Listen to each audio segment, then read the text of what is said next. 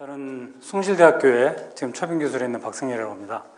저는 오늘 강연을 북한의 상징 정치와 우상화, 그 중에서도 이제 최근 그 시로 승격돼서 굉장히 그 북한에서 이제 국가 차원에서 많이 건설하고 지원하고 있는 삼지연 사례 중심으로 이 상징 정치와 우상화, 이걸 한번 같이 보도록 그렇게 하겠습니다. 말씀드릴 순서는 먼저 상징 정치란 무엇인가, 상징 정치의 의미와 그 우상화, 그 개념을 한번 같이 보고요.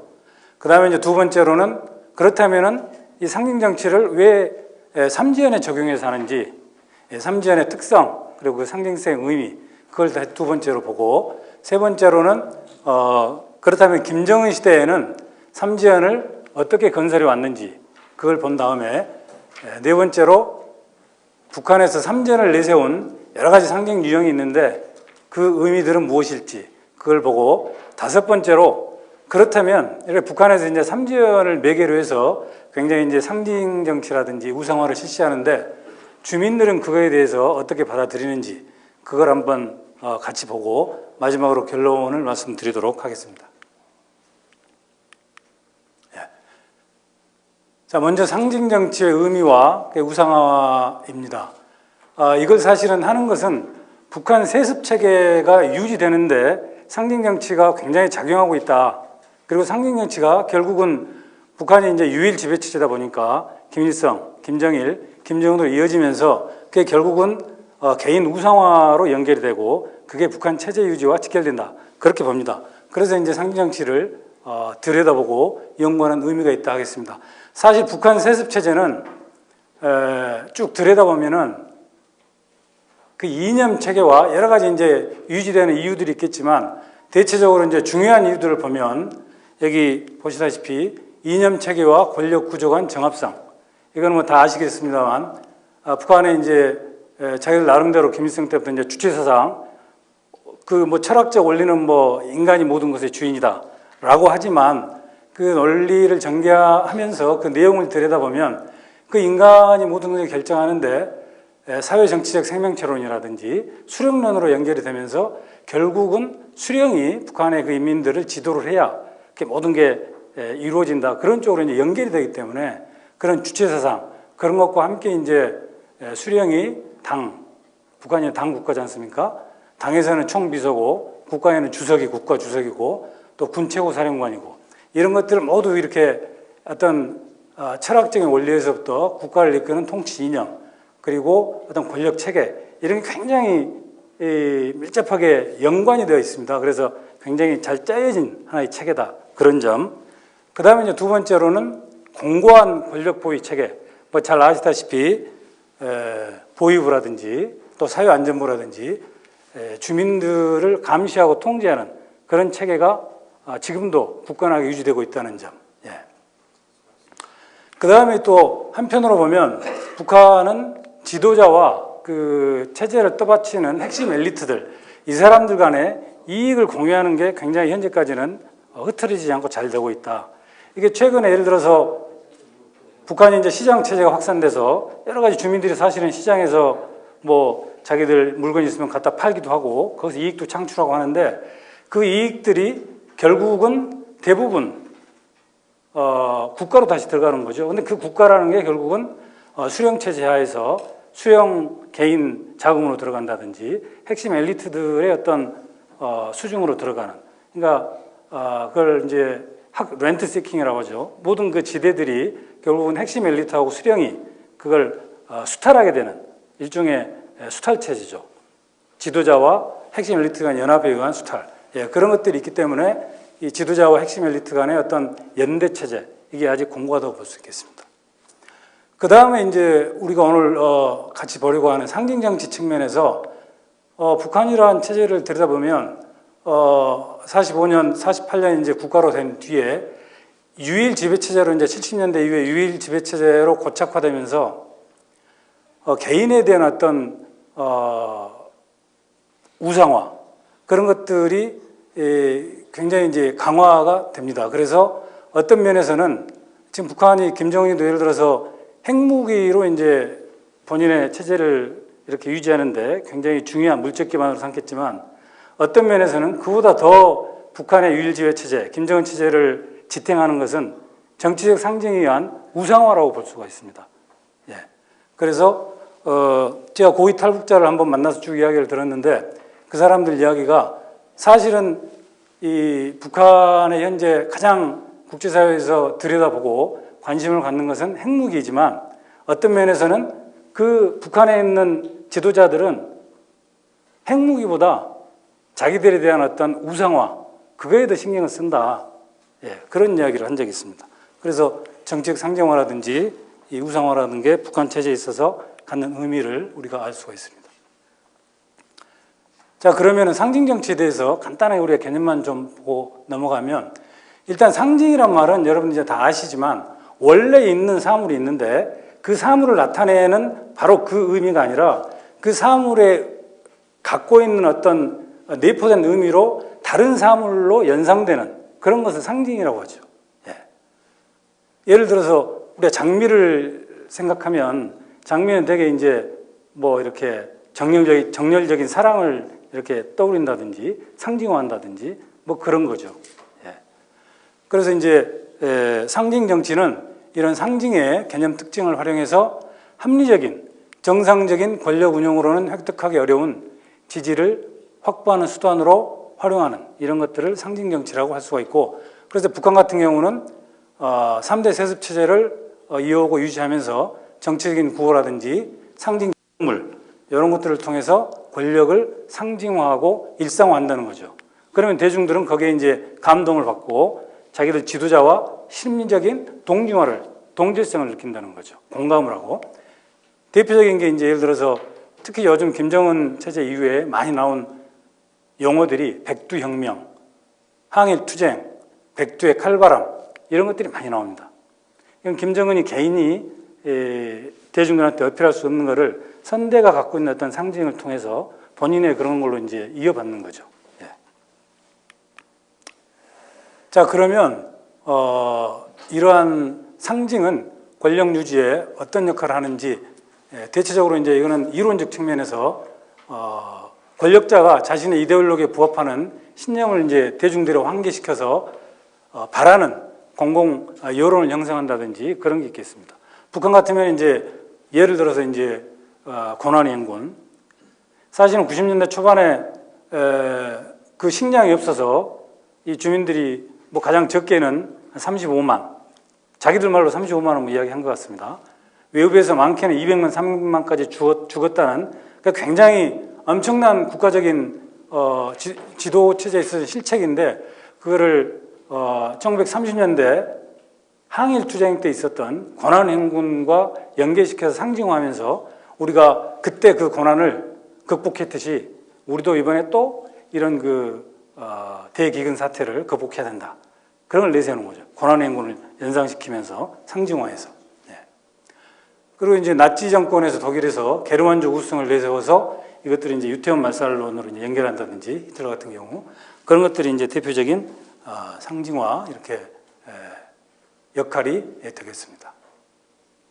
그리고 또한 이제 상징은 정치적인 어떤 과정에서 대중들을 정치적으로 침묵시킨다든지 그리고 상징적인 어떤 여러 가지 행사를 동원함으로써 지도자의 리더십을 부각한다든지 그리고 이제 상징 유지의 결과로서 이 대중들의 긍정을 유도한다든지 뭐 이런 역할을 하고 그 다음에 만약 이게 잘못되면 사실은 그러나 오히려 지도자에 대한 부정적인 여론이 생길 수도 있습니다.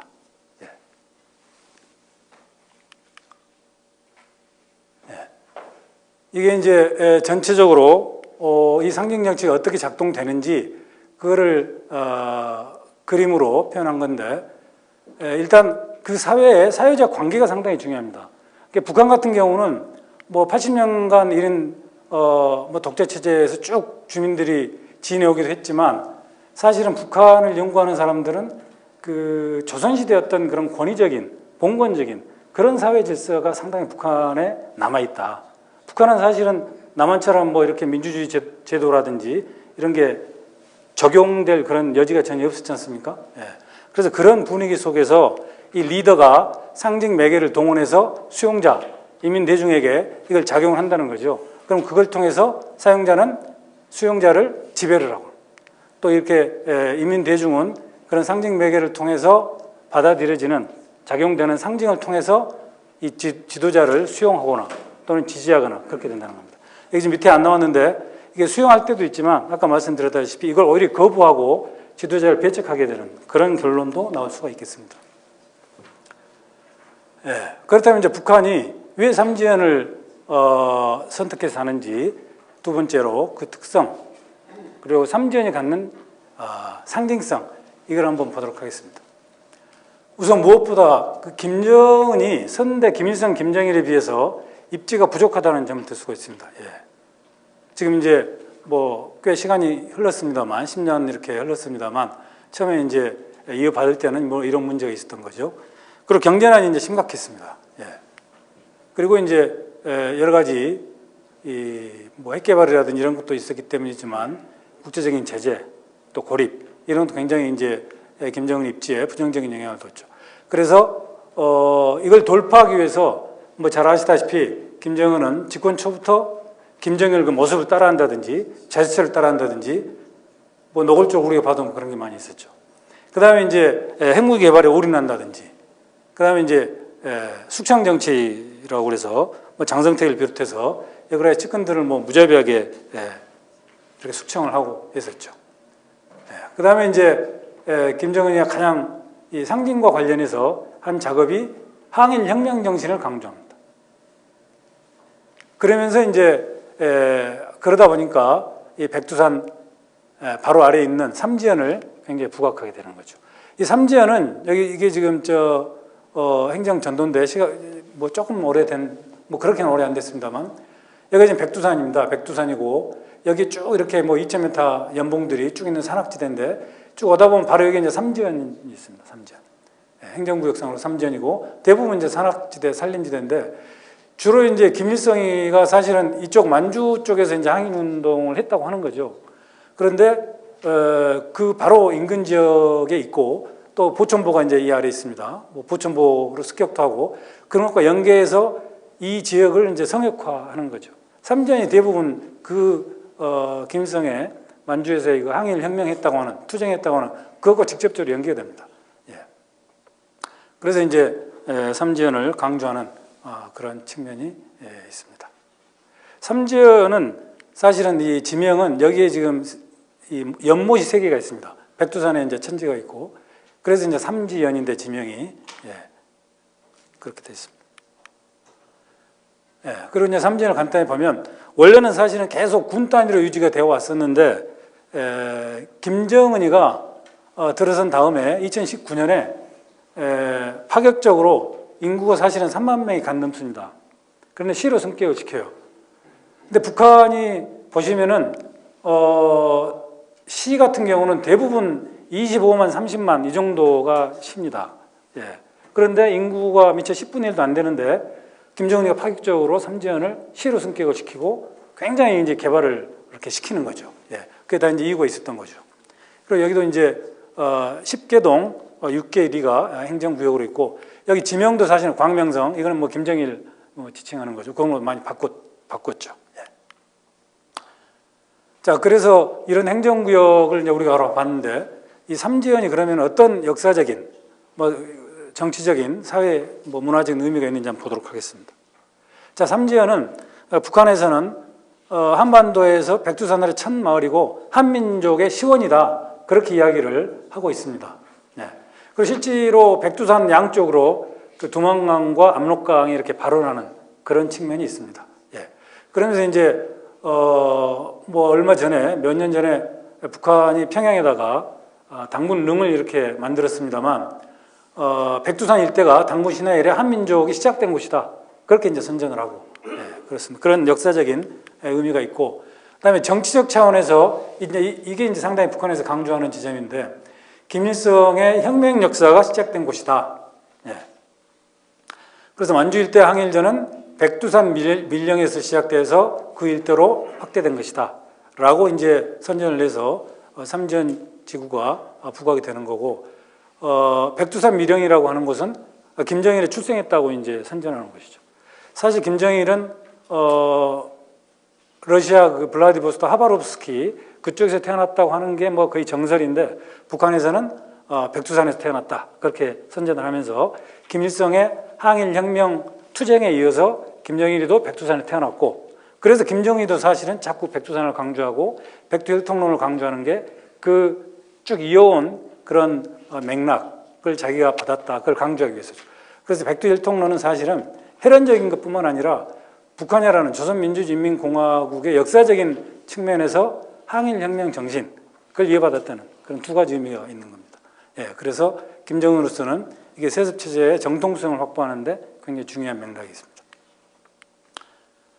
그리고 이제 삼지연 전체의 산지한 전적지를 항일 무장혁명 투쟁 증거다 해서 북한에서는 뭐 이제 어느 정도 성인이 되면 거의 아마 누구나 전적지 답사라 그래서 한 번쯤은 가보는 그런 곳이 삼지연이 되고 있습니다. 여기는 이제 사진을 한번 이게 지금 백두산 미령 보통 이제 귀틀집이라고 그러죠. 여기서 이제 김정일이 태어났다고 하는데 지금 김정은이 방문해서 뭐 이렇게 이야기를 하고 있는 장면이고 백두산 여기가 지금 삼지연 도시인데 좀 떨어져 있죠. 이쪽쯤이 이제 아마 백두산 천지 있고 바로 그 아래 백두산 미령이 있습니다. 그리고 여기는 이제 백두산지구 혁명 전적지라 그래서 조금 이 아까 삼지연 부근에 이렇게 북한이 만들어 놓고 답사 때 다 이렇게 방문하도록 그렇게 하고 있는 것입니다. 자, 그렇다면 세 번째로는 이러한 북한 정권의 의도 그리고 삼지연이 갖는 특성을 감안해서 김정은이 이제 삼지연을 선정을 해서 본인의 우상화에 이렇게 이제 활용을 하는데 그렇다면 김정은 시대 삼지연은 어떻게 변모했을까? 그걸 한번 보도록 하겠습니다. 자, 먼저 삼지연은 2010년부터 2020년 사이에 한 25% 이상 전체적으로 확대됩니다. 그리고 살림집들이 대거 신축되고 많은 건물들이 다시 지어집니다. 지금 왼쪽 사진은 2010년 위성에서 찍은 사진이고 오른쪽 사진은 2020년에 찍은 사진입니다. 그냥 육안으로 봐도 이런 쪽이라든지 많이 더 늘었죠. 아랫부분이라든지 그 집들도 그 시가지 내에서도 새롭게 많이 지어진 것을 알 수가 있습니다.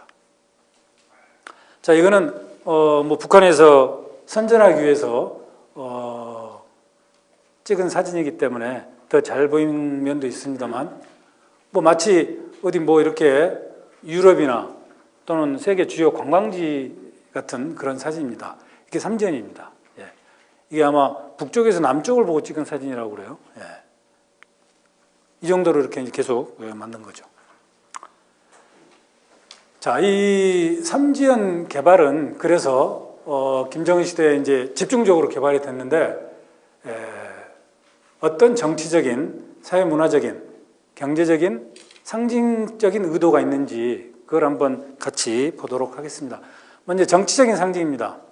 이건 앞서도 말씀드렸지만 아무래도 백두혈통이라는 거 그걸 강조하기 위해서 그리고 항일혁명 투쟁이라든지 그 전통을 인민들한테 체계적이고 집중적으로 부각하기 위해서 삼지연에 산지한 전적지 그리고 사적지 18개를 대대적으로 다시 개건하고 수리하였습니다.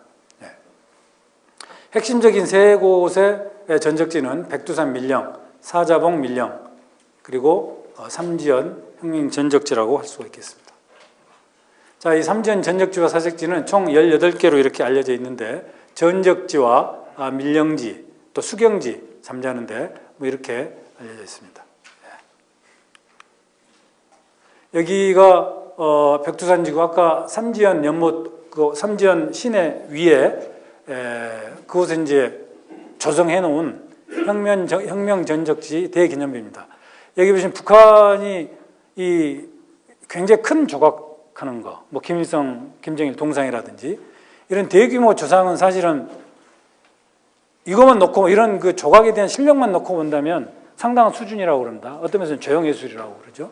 그래서 여기도 보면은 이 군상 하나하나를 다 만들었지 않습니까? 그래서 이게 지금 만들어 놓고 여기 보시면 이제 그 전적지를 답사한 북한 인민들이나 주민들이 쭉 이렇게 가서 참배하고 이렇게 오는 거죠. 그리고 여기 보시면 이제 여기는 전적지에 있는 김일성 젊었을 때 동상 같습니다. 여기에 지금 동상이 있습니다. 이게 지금 김일성 젊을 때 모습이라고 그러고, 이게 일종의 광장처럼 돼 있어서 이게 아까 금방 보신 그 대기념비, 그리고 이제 김일성 동상, 그렇습니다. 그리고 여기는 거기 전적지를 갔을 경우에, 혁명 전적지에 갔을 경우에 이제 거기서 묵는 수용소가 되겠습니다. 수용소도 상당히 외관이라든지 이런 것들을 잘 이렇게 해놓은 것을 볼 수가 있습니다. 그래서 이런 정치적인 상징, 항일혁명 투쟁을 이제 강조하고, 그거를 현 김정은이 이제 그 이미지를 본인의 이미지로 굳히고 부각하기 위한 그런 정치적인 상징이 있는 것이고, 두 번째로 이제 사회문화적인 어떤 측면에서 상징성을 보면, 삼지연을 북한에서는 하늘 아래 첫째가는 사회주의 모범도시다, 이상향이다, 그렇게 선전을 합니다. 북한에 있는 탈북민들이 되겠습니다만 이야기를 해보면, 삼지연은 평양 다음에 수도라는 이야기를 많이 합니다. 그리고 삼지연에 거주하는 사람들도, 지금 평양도 사실은 평양 시민들도 성분이 검증된 사람들이라든지 일종의 상당히 특권 비슷하게 그렇게 인정을 받죠. 평양에 거주하는 것 자체가. 그런데 삼지연에 거주하는 것도 평양 못지않게 성분이라든지 여러 가지 그걸 검증받은 다음에 들어가게 그렇게 돼 있는 걸로 알고 있습니다. 그래서 이제 그런 사람들이 살고 있는 곳이기 때문에 또 더 이렇게 사회주의 모범도시로 부각하고, 이거는 이제 대외적인 것뿐만 아니라 북한 내부에서도 이렇게 평양 아닌 다른 곳에도 좋은 모범이 되는 도시가 있다, 그렇게 선전을 하는 그런 게 있습니다. 서구 유럽 관광도시 같은 이미지. 그 이를 위해서 거리를 대대적으로 개건한다든지, 그리고 유럽 스타일의 살림집을 건설한다든지, 그리고 이제 이 병원을 현대식으로 짓는다든지. 병원도 사실은 북한 같은 경우는 군 단위의 그렇게 현대식 병원을 짓지 않는 것 같습니다. 그러나 삼지연에는 굉장히 현대식 병원을 새로 지었습니다. 그다음에 이제 문화체육시설도 굉장히 현대적으로 이렇게 짓는 것을 볼 수가 있습니다. 여기 보시면 이 원래 이 오른쪽 지역이 이 건물이죠. 이 건물이 여기에 들어선 겁니다. 이 지역에 이 건물이 들어선 거죠. 일종의 랜드마크식으로 이렇게 상당히 많은 자원을 들여서 건설했죠. 사실 북한이 북핵 제재로 인해서 자재동원이 굉장히 어렵지 않습니까? 그런 여건 속에서 이렇게 삼지연에 투자해서 이런 빌딩 자체를 지었다는 게 굉장한 북한으로서는 의미가 있는 그런 측면이 있습니다. 그 다음에 아까 말씀드렸던 대로 이 자리는 지금 인민병원을 새로 지은 곳입니다. 북한의 군 단위에 이렇게 현대식 병을 짓는 경우는 없다고 봐야 될 겁니다. 그러니까 여기는 새로 살림집들을 대거 이렇게 현대식으로 지은 것을 볼 수가 있습니다. 이거는 삼지연에 지어진 소년문화궁전, 그리고 이제 체육관, 소년문화궁전이고 문화회관, 그렇습니다. 그다음에 여기는 이제 삼지연에 지어진 여러 가지 체육시설들입니다. 이런 병원이라든지 문화회관이라든지 이런 체육시설들은 사실은 어떤 선진국에서 우리가 볼 수 있을 정도로 상당히 현대화되고 시설이 아주 좋은 그런 걸로 이렇게 되어 있습니다. 그 다음에 이제 이 삼지연을 정치적인 또 사회문화적인 그런 상징성을 갖도록 정비한 데 이어서 경제적인 측면에서도 사실은 삼지연이 국제관광지대화로 이렇게 각광을 받을 소지가 있습니다. 그래서 이게 되면 나중에 이제 교류가 좀 풀리고 하면은 외화를 획득할 수도 있는 그런 요충지가 또한 삼지연입니다. 그래서 2015년 4월에 무복 노동자구라고 삼지연에 있는데 거기를 국제관광특구로 지정을 했습니다. 거기 보면 이제 스키장도 있고, 그리고 그 삼지연시 위에 삼지연공항이 따로 있습니다. 그래서 사실은 노무현 대통령 마지막에 14 합의가 있었습니다. 북한하고. 그때 이 남북 관광 교류들을 이렇게 합의하면서 우리 쪽에서도 이 삼지연 공항에 가서 한번 보고 그랬던 것 같아요. 우리 관광객들이 갈 경우에 그 공항을 활용할 수 있는지 여부를 그런 인프라도 관광 인프라도 그게 조금 있는 측면이 있고 그리고 사실은 남한 관광객뿐만 아니라 만약에 이게 국경 현재는 뭐 이제 아직도 공식적으로는 봉쇄된 상태니까 코로나로 중국과의 교류가 본격화되면은 관광 측면에서 해외 자본을 유치하는 측면에서도 이 삼지연이 상당히 의미가 있는 그런 장소로 볼 수가 있습니다. 그리고 이제 북한이 전기산이 굉장히 안 좋은데 전기 공급을 위해서 별도로 부근에 발전소도 조금씩 더 건설을 하고 있습니다. 이거 보시면 이제 그 삼지연 인근에 이렇게 백두산 영웅 창녕 발전소라고 새로 지었습니다. 이것도 몇 년 전에 전기 공급을 위해서. 그런데 나중에 들어보니까 북한이 이 발전소를 돌릴 그 여러 가지 이 자재라든지 그런 것도 부족하기 때문에 제대로 또 이렇게 안 돌아가는 뭐 그런 면도 많다고 그렇게 이야기를 합니다. 그러나 전력을 보장할 여러 가지 여건들은 많이 이렇게 마련을 한 것 같습니다. 자, 이제 북한이 삼지연을 이렇게 개발하고 내세우면서 그 상징성을 김정은의 어떤 권위 확보, 체제 유지 이런 게 이제 이용을 하는데 그렇다면 과연 삼지연을 내세운 상징 유형들은 뭐고 그 의미는 무엇인지를 같이 한번 보도록 하겠습니다. 가장 먼저는 김정은의 현지 지도입니다. 뭐 아시다시피 이 북한에서의 현지 지도는 굉장히 의미가 큽니다. 최고 지도자가 시골에 어떤 한 군데 갔다는 이야기는 그 지역을 굉장히 중시한다는 이야기고 북한에서 의미 있는 그런 거죠. 근데 김정은은 집권 이후에 공식적으로 2021년 11월까지 12번을 갔습니다. 예, 간 것은 이렇게 자주 찾은 것은 뭐 대체적으로 네 가지 의도가 있다고 보이는데 첫째는 김일성, 김정일에 이은 백두혈통 그걸 강조하기 위해서 아무래도 삼지연에 가서 백두산 아래 가서 이렇게 상징성을 부각하는 그런 측면이 있는 것 같고 그리고 가면은 삼지연 대기지물을 간다든지 그리고 지난번 2월 26일 김정일 80주년 생일 그때도 사실은 중앙보고대회를 삼지연에 가서 했습니다. 그 다음에 이제 전적지 백두산 전적지 답사의 물풍을 이렇게 계속 강조하면서 자력갱생, 강구한 투쟁 이런 걸 강조하는 측면이 있고 그 다음에 아까 여러 가지 이제 북한 어려운데도 삼지연을 그렇게 이제 개발했는데 애민정치를 부각하는 측면 그리고 이제 삼지연이 산림 지역인데 산간 문화도시의 표준 마을, 모범 도시화하는 뭐 이런 그 네 가지 유형을 강조하기 위해서 김정은이 그 현지 지도를 이렇게 집중적으로 하는 그런 걸로 보입니다. 자, 이거는 2018년에 삼지연을 방문해서 군 당위원회 현지 지도하고 사진을 찍은 겁니다. 김정일이 동상에 원래는 삼지연이 없었는데 김정일이 2011년 그 말에 죽은 다음에 새롭게 김정일 동상도 이렇게 마련을 했습니다. 이건 올해 2월 26일에 김정일 생일 80주년에 그곳에서 중앙당보고대회를 열어서 북한의 전 간부가 다 갔죠. 거기를. 이거는 이제 북한 사람이라면 아마 거의 누구나 이 전적지를 가게 되는데 그 고난의 행군도 그리고 전적지 답사도입니다. 쭉 이렇게 북한에서 온 사람들 물어보면 이 한 번 이렇게 전적지를 답사하는 걸 조직한다고 이제 그러는데 그게 굉장히 신경을 많이 쓰는 것 같아요. 또 지원도 많이 해주고. 근데 여기 보시는 이게 중국입니다. 이게 지금 김일성이 이렇게 일제 때 항일운동 했다고 하는 주요 지역들이죠. 여기가 지금 백두산이고 이 아래가 이쯤에 이제 보천보고 있고 그렇습니다. 이거는 김정은이가 삼지연을 실제로 현지에 가서 현지 지도한 그 사진들입니다. 이 노동신문이나 이런 것 보다 보면은 김정은이가 삼지연에 곳곳에 가는 장면이 많이 나옵니다.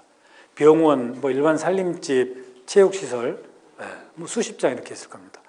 김정은이 얼마나 삼지연에 대해서 관심을 갖는지, 삼지연 개발에 심혈을 기울이는지 알 수 있는 대목입니다. 자, 이렇게 우리가 이제 삼지연을 북한이 상징화하고 또 활용하는 걸 알았는데, 앞서 우리가 이제 이론적으로 상징 정치에 있어서 지도자와 상징 정치 매개 그리고 인민 대중 간의 관계를 보셨는데 여기서 보면 이제 북한이 삼지연을 활용한 상징 정치 체계 이걸 한번 보시면 정권 차원에서 이제 이 삼지연을 선택을 했습니다. 그러면서 이 삼지연을 선택하고 여러 가지 이제 상징 유형들이 있습니다. 그 유형들을 한 8가지 정도, 뭐 언어라든지 행위, 뭐 이렇게 쭉 이렇게 볼 수가 있겠죠.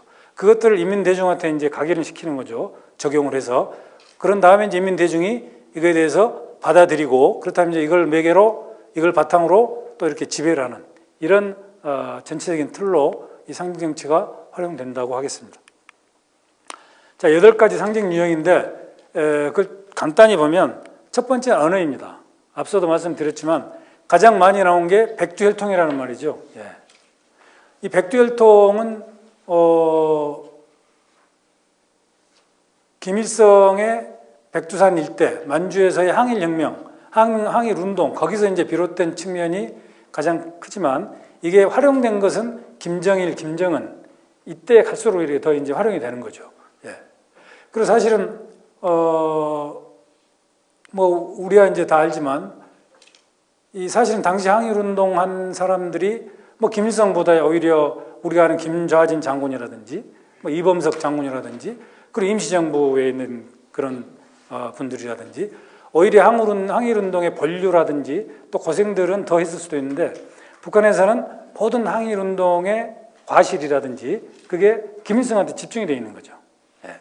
그거를 항일운동의 여러 가지 성과를 김일성이 전유하고 있는 겁니다. 그거를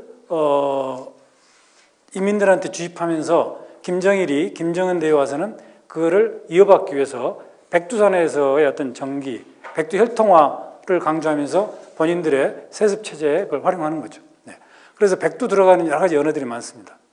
이 백두의 칼바람 정신은 김정은이가 만든 걸로 그렇게 알려져 있습니다. 김정은이는 선대에 비해서 더 유별나게 백두산을 많이 합니다. 백두산에서 그 흰말 타고 이렇게 한다든지 그리고 2018년에 우리 대통령이 북한에 갔을 때도 백두산에 가서 이제 손잡고 있죠. 그게 어떤 면에서는 우리가 볼 때도 상당히 의미 있다고 생각이 될 수도 있지만 북한에서는 그게 백두산에서 그런 행위를 한다는 게 어떤 면에서는 다른 측면에서도 받아들일 수도 있죠. 백두혈통의 지도자가 남측 지도자를 데리고 와서 그렇게 했다는 게. 예.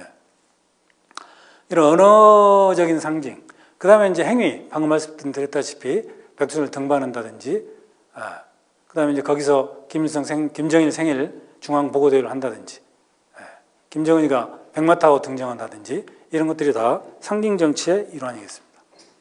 그 다음에 이제 구조물로서 아까 보셨던 그 삼지연의 대기념비, 여러 가지 조형물들, 동상들 그런 걸 들 수가 있습니다. 그 다음에 사건을 또 상징화에 활용을 합니다. 그래서 항일 무장투쟁이라든지 이런 것들을 신화화해서 인민들한테 지속적으로 주입을 하는 거죠. 80년간 계속 이 이야기를 듣고 산 주민들은 이걸 뭐 믿는 거죠. 그다음 삼지연호 사건, 이거는 1980년에 일본을 왔다 갔다 하는 그 배가 삼지연호인데 제일교포도 싣고 다니는 그게 이제 태풍을 만났는데 그거를 그 배 이름이 삼지연호랍니다. 근데 김정일이가 각별하게 관심을 써서 뭐 돌아왔다. 그래서 이제 그 풍파를 이기고 돌아온 그걸 거기 그 배를 삼지연호라고 그래서 그런 사건도 이렇게 활용을 하고 있습니다. 그다음에 이제 상징 정치에 이제 또 활용되는 게 장소적인 측면이죠. 백두산 지구 혁명 전적지 그리고 아까 보셨지만 김정일이 태어났다고 하는 그리고 김일성이 뭐 항일혁명 중심지로 활용했다는 백두산 미령. 이 백두산 미령 고향집이라는 이제 김일성하고 김정수 그 김정일이 어머니지 모친 그 김정수도 거기서 뭐 고생했다고 하는데 이 북한 탈북민들 이야기를 들어보면 거기서 굉장히 감동받는다는 그런 이야기를 많이 합니다. 아, 여기서 이렇게 고생을 했구나. 뭐 이런 식으로. 그 다음에 이제 사물도 이렇게 상징 정치에 많이 활용합니다. 태블릿 PC 이름이 삼지연입니다. 여러 가지 소프트웨어 이름도 삼지연이고, 그리고 이런 것들이 이제 상징 정치 활용하는 측면이 있습니다. 그 다음에 예술에도 이제 많이 활용을 하는데, 삼지연 악단이라든지 뭐 들어보셨을 겁니다. 이는 김정일이가 만들었다고 그러죠. 그 다음에 이제 미술이라든지 문학. 그 다음에 이제 여러 가지 제도 측면에서 삼지연을 시로 승격한다든지, 그 다음에 이제 관광특구로 만든다든지, 전적지를 답사한다든지, 뭐 이런 것들이 상징화에 적극적으로 활용되고 있는다 보겠습니다. 자, 그렇다면은 북한이 이렇게 상징화를 하는데, 우상화 이용을 하는데, 주민들은 어떻게 받아들이는지, 이걸 간략히 보면, 실제로 북한에서 삼지연에 대한 이미지는 굉장히 남다른 그런 측면이 있는 것 같습니다. 평양 다음가는 수도다. 그래서 삼지연에 대해서는 혁명 성지다. 북한의 현재 지도 체제, 특히 이제 3대 지도자와는 뗄 수 없는 그런 장소적인 이미지가 있습니다. 그래서 이렇게 한 데 대해서 김정은의 이미지, 요거는 어떻게 되느냐 이렇게 보면 삼지연 내에 사는 사람들이 일단 성분이 좋기 때문에 이 효과가 있을 것이다 이렇게 상징화하는 그런 측면이 있고, 그러나 이걸 건설하기 위해서 여러 가지 동원도 많아지고 뭐 오히려 살림집을 만들었다고 하지만 전기가 공급이 안 돼서 뭐 밥도 뭐 지어 먹기 어렵고 힘들다는 그런 여론도 있는 것 같습니다. 그래서 선대에 비해서 김정은 대는 무조건 따르는 분위기는 아니다. 그런 게 있고, 그리고 이제 삼지연에 여러 가지 현대식 시설이 들어서고 살림집이 이제 다시 지어졌는데 이거 관련해서는 부정적인 여론이 상당히 많은 것 같습니다. 삼지연이 굉장히 추운 지역인데 전기가 안 들어오니까 뭐 현대식으로 전기밥솥이 뭐 작동도 안 되고, 그리고 삼지연이 특수한 곳이라 바깥에 이렇게 연통, 뗄나무를 뗄 수 없게 해놨다고 합니다. 그러니까 오히려 이제 주민들이 힘든 거죠, 더. 그런 불만들이 상당히 많답니다. 그다음에 혁명 전적지 답사, 이 부분은 북한 주민들한테는 상당히 먹혀 들어가는 그런 상징적인 작업이다. 실제로 주민들이 거기서 보면 뭐 날이 워낙 춥기도 하지만 항일 투쟁을 위해서 김일성, 김정숙 뭐 엄청 고생했구나 뭐 이런 반응들이 많습니다. 이건 상당히 주민들의 어떤 지도자 이미지 이런 거 형성하는데 좀 작용을 한다 그렇게 보고 있습니다. 그다음에 종합적으로 이제 삼지연을 이렇게 성역하고 우상화 이용하는데 이 주민들은 표면적으로는 이 상징화 작업을 상당히 수용하는 측면이 있고, 특히 이 혁명 전적지는 수억의 성과를 거둔 측면이 있다. 그러나 내면적으로는 이게 먹고 사는 문제가 해결이 안 되고 뭐 현대식 살림집을 지어봤자 활용할 수 없기 때문에 그 부분은 좀 거부반응이 있는 것 같다. 그리고 이제 상당히 우리가 주목할 만한 게 이게 경제난이 계속되면서 식량난이 이제 뭐 끊이지 않고 그다음에 새로운 세대가 이제 그 북한에도 이제 퍼지기 시작한다는 거죠. 지금 권한행군 세대가 권한행군이 1993년, 95년이고 그 어간 1990년대에 태어난 세대들이 굉장히 이제 많아졌죠. 그 세대가 북한의 상징화를 받아들이는 것은 그 전 세대와는 조금은 다른 그런 면이 있습니다. 그래서 그게 이제 여기 보시면은 이 상징화를 이렇게 지도자가 있고 이 상징 유형을 선택해서 하는데 여기에 이제 매개 변수 혹은 조정 변수로서 북한에 지속되는 경제난이라든지 새로운 세대 등장이 여기에 이제 개입되는 거죠. 지금까지와는 북한의 상징화가 옛날처럼 먹혀들지 않을 가능성이 이제 생겼다는 겁니다. 그래서 우리가 볼 때 이제 상당히 중요한 부분, 즉 경제난과 새로운 세대 등장. 그래서 이제 북한 체제에서도 보면은 이게 이 북한 상징화를 상당히 세련된 방법으로 해야 된다. 그런 내부적인 고민을 하고 있는 것 같습니다. 그래서 우리가 한번 조금 이제 주목해야 될 부분이 김정은이가 최근에 이 2021년인가 하여튼 초급 당대회에서 서한을 보내면서 나에 대해서 무조건 신격화하지 마라. 그건 상당히 파격적이죠. 거의 본인이 신인데. 근데 그 이야기는 옛날처럼 뭐 유일신으로 하지 뭐 이런 이야기가 아니고 옛날처럼 구태연하게 상징적으로 이렇게 나를 찍혀 세우거나 우상화하지 말고 먹혀둘 수 있는 방법을 새로 개발해라. 그런 측면이 더 강한 것 같아요. 북한도 지도체제가 이 상징화에 있어서는 상당히 고민을 하는 것 같습니다. 자, 이제 삼지연을 매개로 한 북한의 정치 상징, 우상화를 들여다보았는데 이제 결론적으로 우리가 통일을 생각할 때는 자유민주 체제, 시장 경제 그리고 인권이 보장되는 그런 방향으로 통일이 된다는 것은 뭐 다 공감하고 있는 사실입니다. 그런데 그렇게 통일이 되기 위해서는 어떤 조합으로 통일이 이루어져야 되느냐, 과정으로 이루어져야 되느냐 볼 때 일단 북한에서 내부 변혁이 우선이다. 그 다음에 남한과 조금 가까워진 다음에 통일이 되고 그 다음에 또 이제 본격적인 여러 분야별 통합이 이루어지는 것이 가장 바람직하다. 만약에 이 순서대로 가지 않고 무턱대고 통일이 됐다가 그 다음에 북한에서 뭐 현 체제가 완전히 바뀌는 변혁이 생기고 통합이 된다면 그거는 오히려 상당한 재앙이 될 가능성도 있다. 뭐 앞서 말씀도 하셨지만 예멘 같은 경우 아마 이런 사례가 아닐까 싶습니다. 그리고 사실 독일도 동독에서 먼저 뭐 민주적인 그런 시위가 생기고 내부 변혁이 일어났던 거죠. 그 다음에 이제 서독이 상황이 이렇게 돌아가니 뭐 콜 수상이라든지 뭐 통일을 하자. 그래서 현실적으로 사실적인 흡수 통일을 뭐 한 그런 측면이 있는 것 같습니다. 그럼에도 불구하고 여러 가지 뭐 힘든 그런 과정이 있었던 그런 걸 우리가 알고 있습니다. 그래서 마지막으로 이 사회주의 국가들이 이제 체제 전환하는 과정을 보면 아까 내부 변혁이라는 이야기를 했습니다만 먼저 민주적인 제도가 정착된 후에 경제 성장을 추진한 국가들은 대체적으로 뭐 성공했다고 그럴까 그런 측면이 있습니다. 그러나 민주적 제도가 정치적인 여러 제도가 바뀌지 않은 채 자본주의 요소만 받아들인 나라 대체로 중앙아시아 국가들입니다. 이 국가들은 아직도 여러 가지 측면에서 실패했다고 그렇게 보여집니다.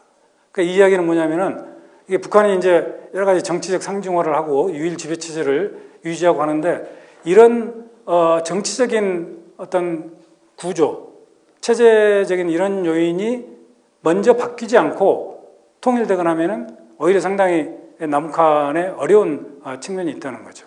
그래서 어떤 면에서는 지금 여러 가지 핵무기 개발이라든지 이런 것도 중요하고 하지만 북한의 어떤 정치적 상진, 어떤 우상화 이런 것들이 내부적으로 깨뜨려지고 변혁되는 게 굉장히 중요하다. 그렇게 보겠습니다. 네, 이상 제 강의를 마치겠습니다. 감사합니다.